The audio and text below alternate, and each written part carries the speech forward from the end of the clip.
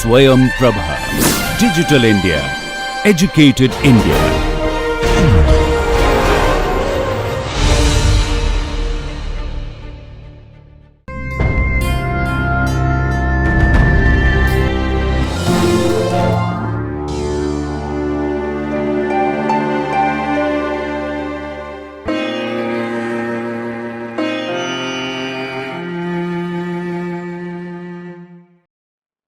Welcome to the course Therapeutic Nutrition.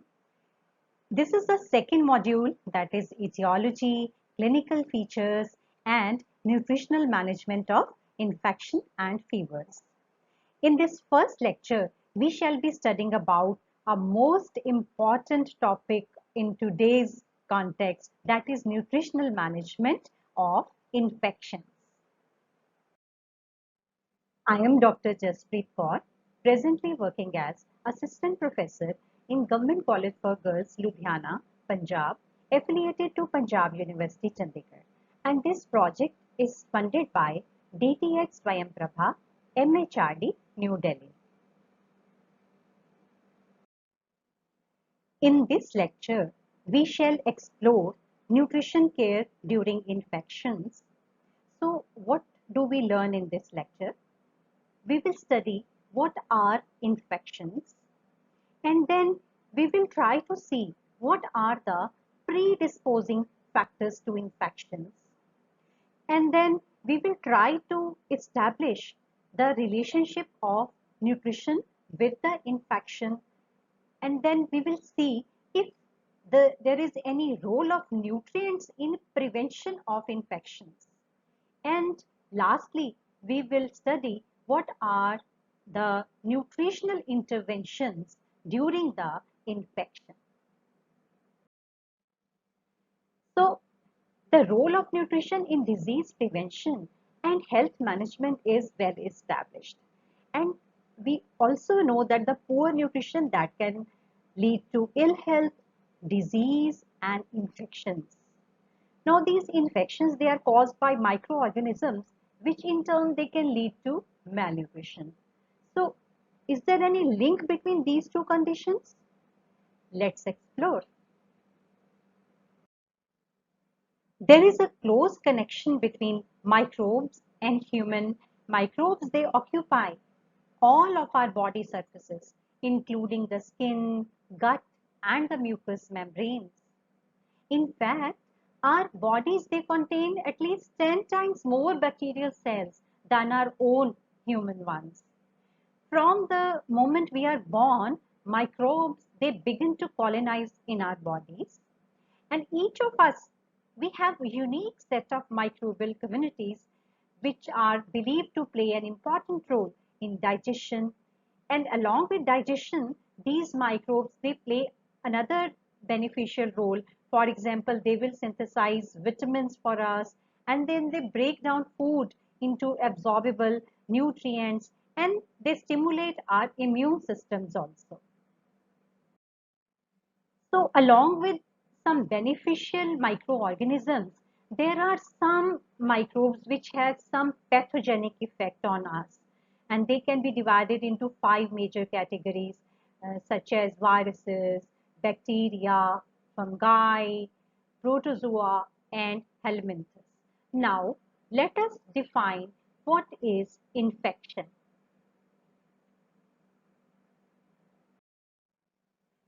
When a pathogen gains entry into the body in sufficient amounts or multiplies in the body and causes injury at a particular place, we call it infection.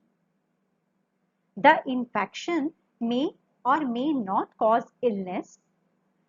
There are many persons who do not show any symptoms of disease or illness in spite of being infected. Such persons may be transmitting the pathogen, and we call them carriers of the disease. Depending upon the place where the pathogen attacks, different types of illnesses they will occur. For example, if the pathogen enters through the nose or mouth and will multiply, and throat, bronchi and lung ailments they will occur. If they gain access through water, food, or milk, they will reach and cause gastrointestinal symptoms such as vomiting, nausea, cramps, diarrhea. And if they reach through the skin, then boils, ulcers, inflammations, they can occur.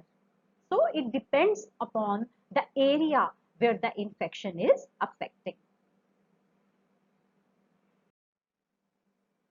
Who all are predisposed to infection?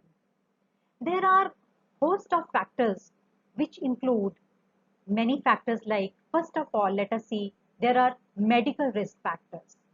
Here we would come to know from the past medical history. For example, if they are having some medical conditions, such as if the person is having diabetes or he has a rheumatic or a congenital heart disease, then people who are asthmatic or they are having chronic lung diseases, then chronic renal or hepatic diseases, Down syndrome, and premature or underweight infants also, they are at risk of getting infections. And then the second category of this medical problems could be immunocompromised persons. There are people who are immunocompromised because of taking steroids or they are taking some immunosuppressant drugs.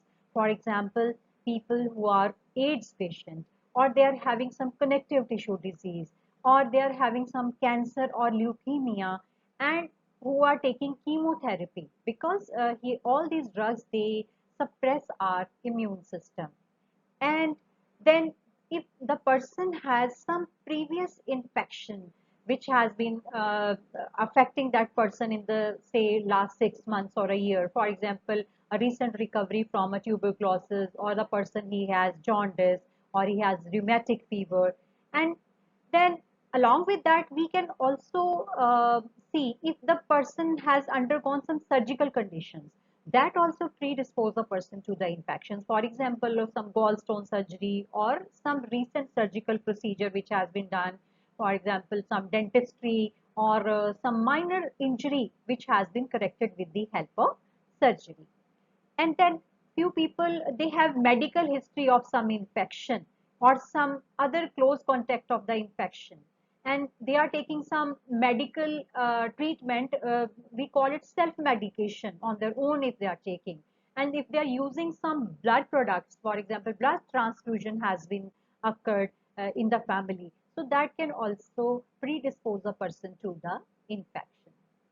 The second factor that predisposes us to infection is lifestyle. In lifestyle, we can see what is the food preparation methods and what are the hygienic precautions a person is taking, and what is the frequency and the type of meals outside home, and then housing and social conditions, they are also important determinants. And then what is the likelihood of contacting the infections? For example, people who are living in very crowded areas or where the water, potable water is not available, such people, they are also prone to getting infections. And then the sexual behavior of a person, for example, sexually transmitted diseases or HIV risk, it is not very apparent always, but they are also important risk factors.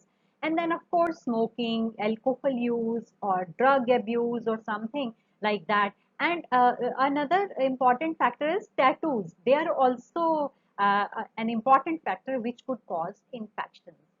And then the third thing comes, what is the travel history and occupation of a person? So if the person he has gone to places where infection is prevalent, he has gone to some high risk areas. So or the person is a healthcare provider, or he's working in an institution where these infectious things they are very actively present. So such all these factors we call it occupational hazard. So all these things they predispose us to infections. Now, for example, in this COVID-19 situation, healthcare providers, our support system, police, doctors, all of them they are prone to this infection of corona. Just so we call it occupational hazard. How do pathogens they reach us? the transmission of microorganisms that occurs with one or more means. So let us see, first way of microorganisms reaching us could be droplet contact. When a person who is suffering from some infectious disease, when he coughs or when he sneezes on another person, for example, now coronavirus that spreads through this droplet infection. And the other one could be airborne transmission. If the microorganism can remain in air for a longer period of time, then it could cause airborne transmission. We shall be studying it in the next lecture. And then the direct physical contact. If the person has come direct physical contact by touching the person itself, or by touching the contaminated surface. For example, again taking the example of coronavirus, since the virus is heavier, it can't stay in the air and it cannot suspend. Rather, it will settle on the surrounding areas or the surfaces. And when someone comes in contact with that surface, he will catch that virus, and that virus will reach that healthy person. The next way it will reach us could be because of fecal oral transmission. Now, if we are taking infected water, or the water supply has got mixed with the sewage system, or it has been unhygienically handled by the handlers, and it gets mixed with the drinking water, or contaminated food, raw foods such as the salads, cut fruits and vegetables, or if the vegetables they are washed with the contaminated water, or they have been grown in contaminated water, so they are all important factors which can allow the pathogens to gain access to us. And then transmission that also happens with the intravenous route, that is, if the person is a drug user, or some blood transfusion has been happened, or the organ transplantation has happened where the blood has been exchanged. So here people they are more prone. And lastly, it can be reaching us with the help of carriers who can spread infections. We already know carriers are the infected persons who do not show any visible symptoms of infection, but they continue to spread the infection when they come in contact, either it could be direct or indirect, with the healthy person. So, how does infection affect the nutritional status? Infection, no matter how mild it is, has adverse effect on the nutritional status. Nutritional status, we all know, that refers to a condition of health in which the individual is influenced by the utilization of the nutrients. How the person utilizes that nutrients, that shows or reflects the nutritional status of a person.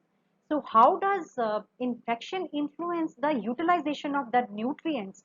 They are the deciding factors that what will be the final outcome of the nutritional status. Let us understand this process. The impact of infection is dependent upon many factors associated with either pathogen or the host. So let us see what are the factors associated with the pathogen affecting the nutritional status. So the first factor is nature of the infection. We know different type of pathogens, they have a different mechanism of access, and they have different sites on which they establish inside the host, and therefore they will affect the nutritional status accordingly. And then comes what is the severity of the infection. We call it virulence. Virulence of a pathogen, it is dependent upon the ability to attach to and penetrate the host, and its ability to successfully replicate in the host environment. So the stronger the bacteria or virus or whatever the pathogen is, the greater the effect it will have on the nutritional status. And then comes what is the load of the pathogen. That means we call it inoculum.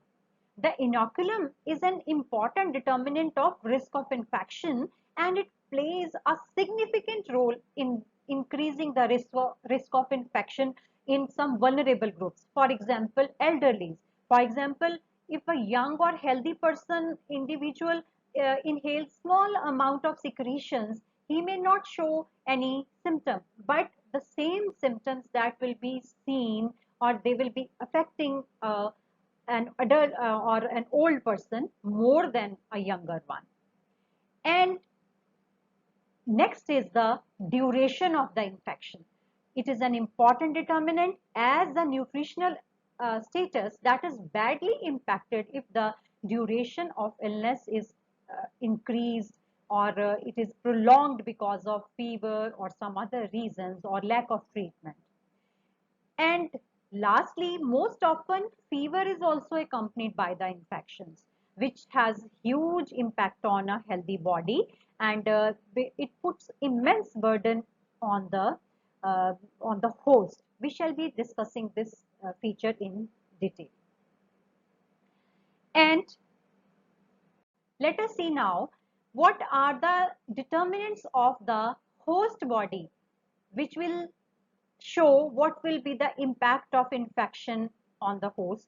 So the first thing is age. As we have already discussed, that there are some age groups which are more vulnerable. For example, children, for example, elderly. Now also in COVID-19 situation, they say people who are elderly or people who are younger than 10 years of age, they should not step out of their homes unnecessarily. Why? Because these people, they are more prone to infections.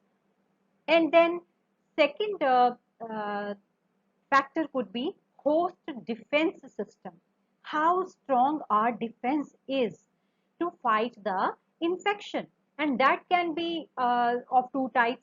First one is the natural immunity, what we have. And second is the specific or adaptive defense system that comes after we are exposed to infection or we are inoculated. That means we are vaccinated for some infection.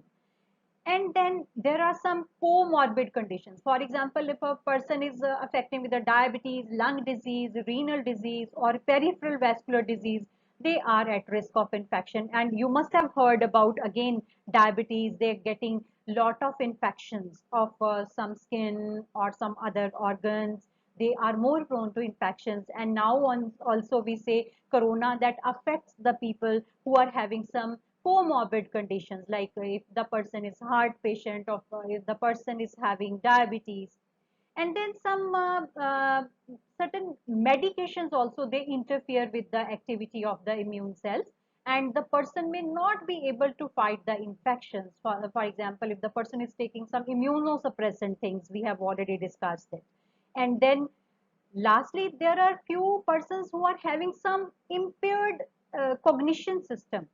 For example, they have some physical changes which has come up. For example, they have dry mucous membranes because of some disease or some previous infection, or because of lower immunity, because of some micronutrient deficiency or whatever.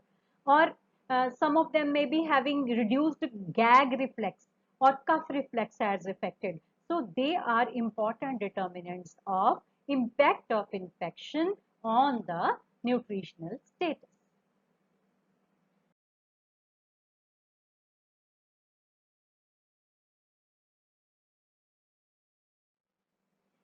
If you recall, last time when you were unwell or you were down with some kind of infection, what did you experience? Most likely, we first thing we experience that is loss of appetite. We do not feel like eating when we are not feeling well.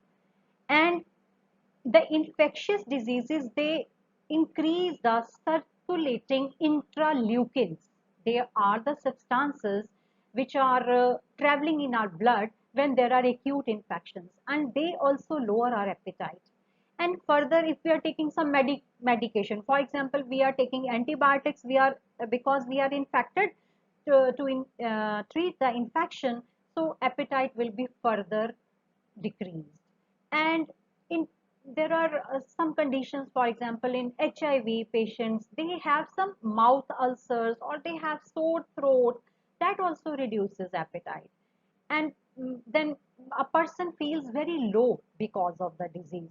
So now if this is the condition, it has been prolonged, it would naturally will have a consistent decrease in the food intake, and it will lead to the nutrient deficiencies.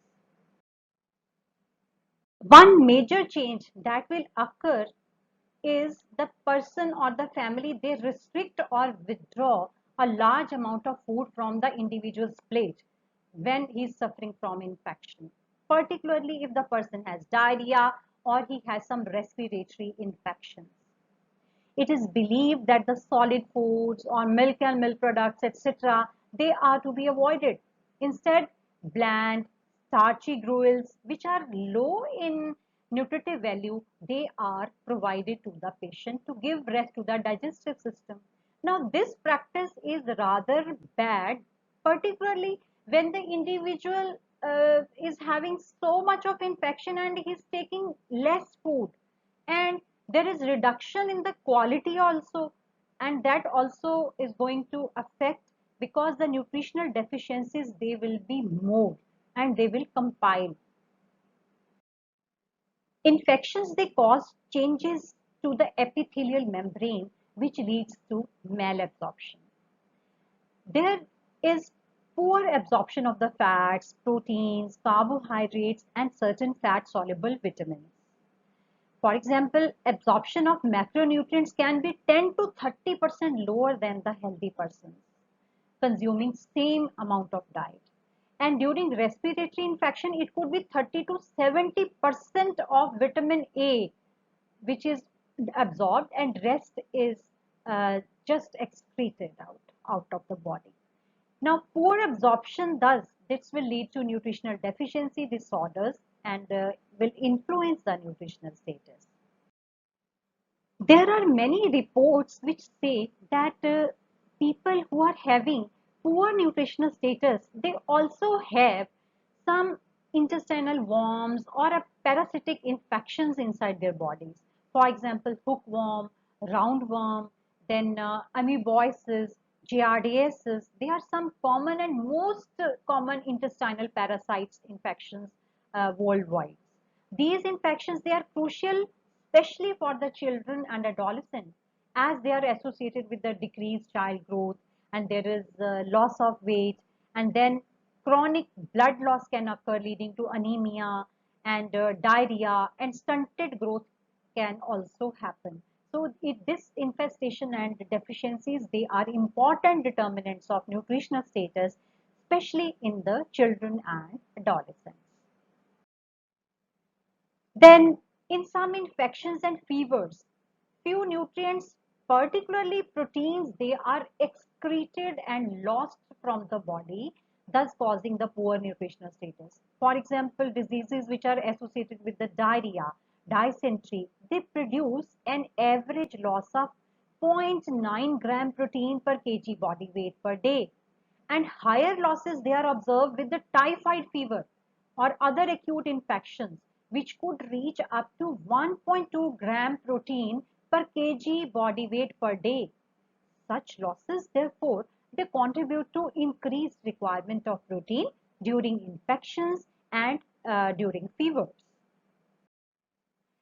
Now we have seen that there is malabsorption, there is poor intake, there is restriction, and all these factors, they increase the dietary requirement of various nutrients.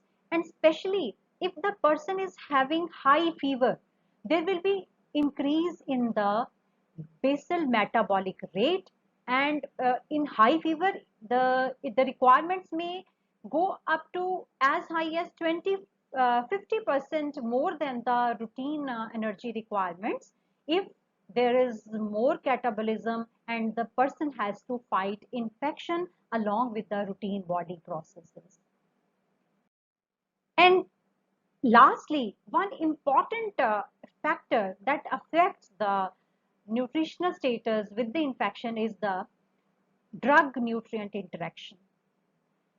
Now, when the person is suffering from some infection, doctors, they prescribe some anti-infective agents. They have to give them to control the infection. Now, these nutrients, they have some kind of interference, or you can say they have some kind of effect on the working of the medicine, that is the antibiotic. And similarly, there are antibiotics which will affect the normal working or the normal action of the nutrients inside our body. So this interaction also cause some kind of malnutrition, some kind of deficiencies. So we have to consider all these points to see what is the cumulative effect of infection on the nutritional status. There is a close interaction between nutrition and infection. Now we have seen that we call this relationship synergistic relationship. That is, the nutritional deficiency lowers resistance to the infection, and infection aggravates the existing malnutrition. So individuals who are chronically undernourished, they are not only prone to infections, they get the infection very quickly, but also they take longer period to recover than we compare it to the well-nourished person.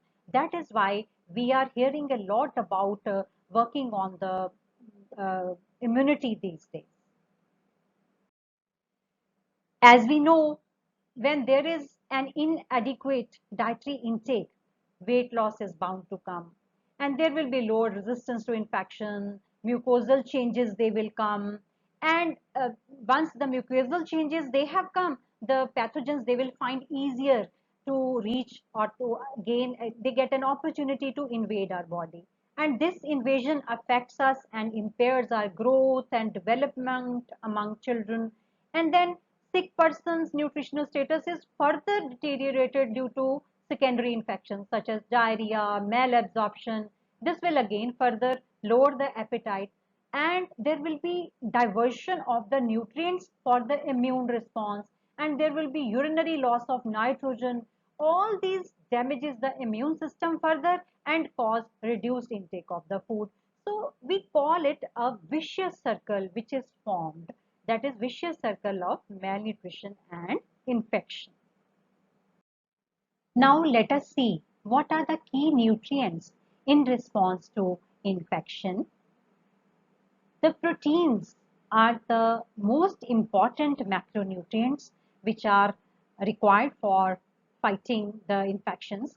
They are needed for making enzymes, for keeping our gastrointestinal tract healthy, for adequate immune responses.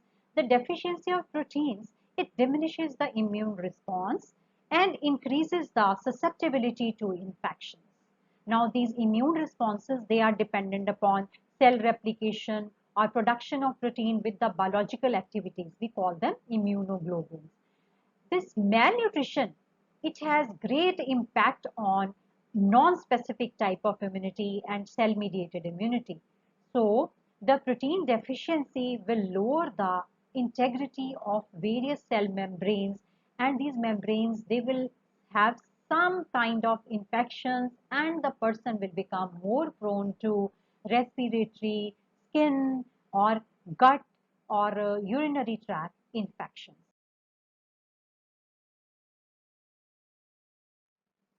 Fats are second important nutrient when it comes to immunity. They play an important role. For example, omega-3 fatty acids, they promote immune function. Then we have polyunsaturated fatty acids. They have protective role, whereas saturated fatty acids, they promote inflammation. So the diet with the right ratio of N3 and N6 PUFA, they are important determinants of immune system. And then if we talk about carbohydrate, good amount of carbohydrate that supplies ample energy for our immune system. But excess carbohydrate in blood, they are a risk factor where neutrophil activity can be lowered because of hyperglycemia. Vitamins are important nutrients when it comes to immunity. So let us talk about the role of vitamins. For example, vitamin A, it maintains the integrity of the epithelial layer, especially of respiratory and gastrointestinal tract. whenever there is deficiency of vitamin A, the phagocyte activity and lysozyme activity that goes down. And then people who have vitamin A level lower than required, they also experience more diarrhea, malaria, measles, and high mortality is also seen among children. And risk of respiratory illness that also increases, and chronic gut infections, they can occur whenever there is vitamin A deficiency. So the next vitamin is vitamin D. It is also known as sunshine vitamin. It is known to have antimicrobial effect and pro-inflammatory cytokines, and it improves the gut health also. It is considered as an effective immune booster against tuberculosis also. And whenever there is deficiency of vitamin D, T cells and B cells, their activity is also lowered and the reaction time that increases. Next vitamin is vitamin E, the important fat soluble antioxidant, which is very excellent free radical scavenger. Its deficiency impairs B and T cells mediated immunity, and it prevents the oxidation of the cell membranes. So it is very important to maintain the level of vitamin E for having a good immune response. Now let us talk about some B vitamins. So the first B vitamin is B6 or pyridoxine. It is needed for good intestinal immune regulation and for the amino acid synthesis and metabolism. Its deficiency impairs the cytotoxic activity of lymphocytes and antibody production. Next B vitamin is B9 or folate. It has a great role in cytotoxic activity, antibody formation and metabolism, and antibody response to the antigen also. Another B complex vitamin is B12. It has a great role in gut microbiota. It maintains their good level, and it is required for immunomodulation and T cell production. Another one is vitamin C, which is a water-soluble vitamin which has antioxidant effect. It is found in the body fluids. It is important for the phagocytes and improves the WBC action also. Its deficiency decreases the resistance of the tissues to the infection by causing changes in the epithelial cells. For example, it can cause scurvy, it can cause spongy bleeding gums, and predisposes the body to infection. So next important determinants of immunity are prebiotics and probiotics. They help to reintroduce and reinforce our immune system. They increase the immune response of our body, and they promote specific immune signaling in the body.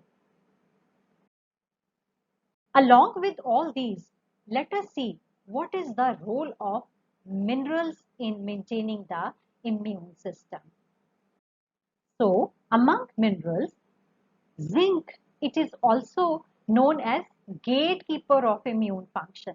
It has profound effect on the immune cells.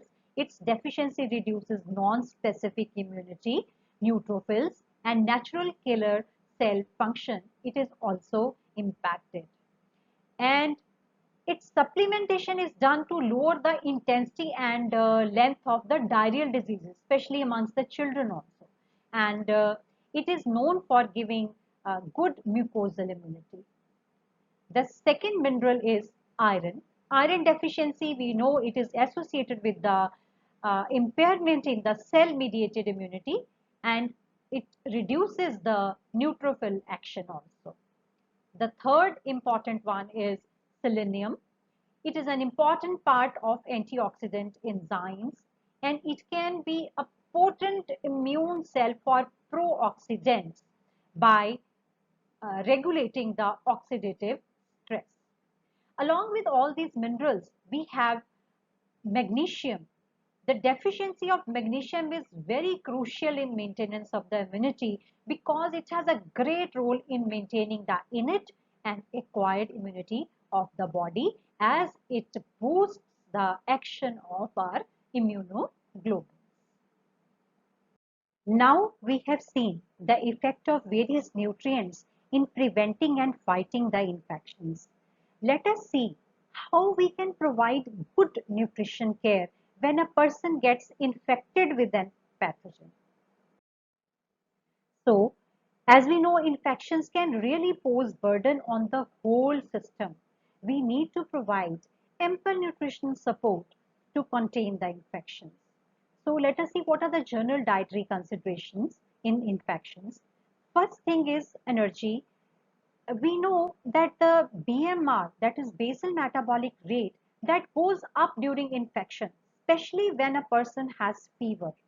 Hence, the calorie needs, they are to be increased. And along with the fever, there could be restlessness. That also increases the requirement.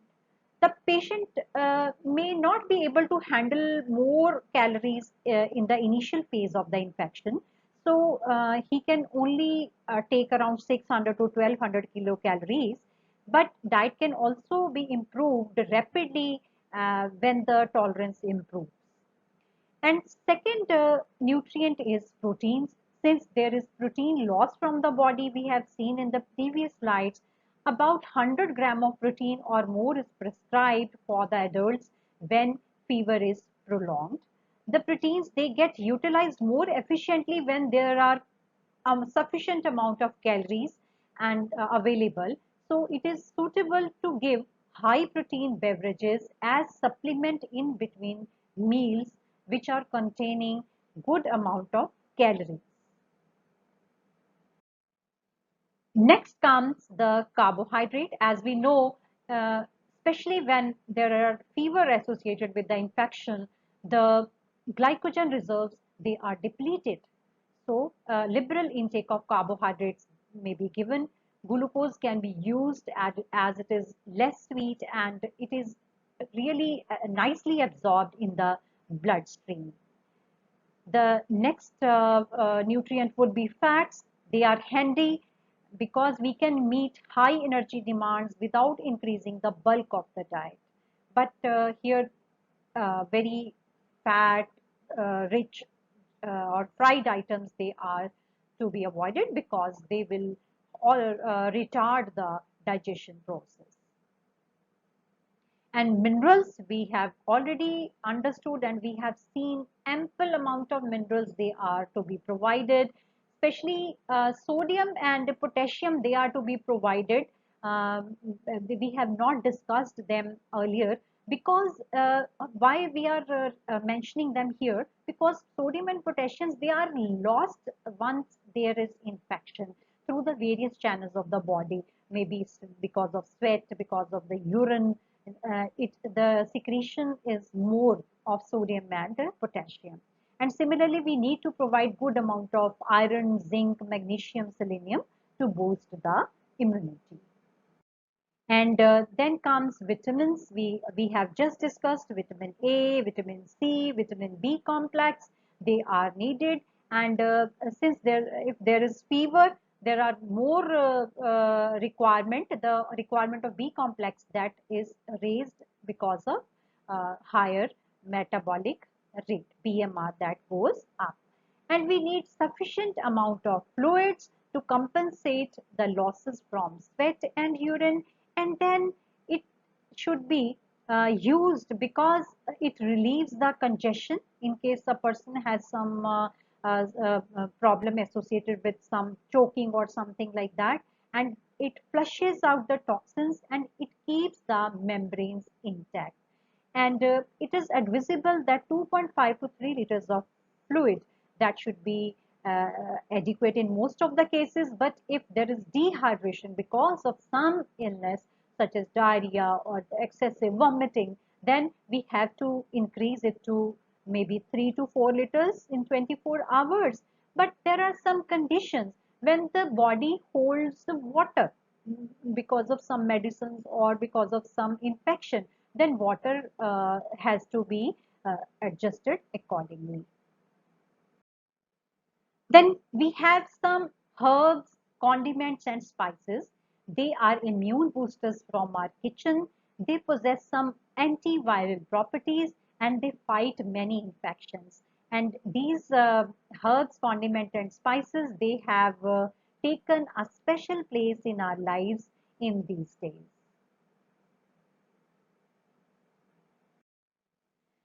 So let us see what kind of diet should be given. Now let us try to summarize. So we need to give bland, readily digestible food that should be used for easier digestion and rapid absorption. Food should be soft and of regular consistency.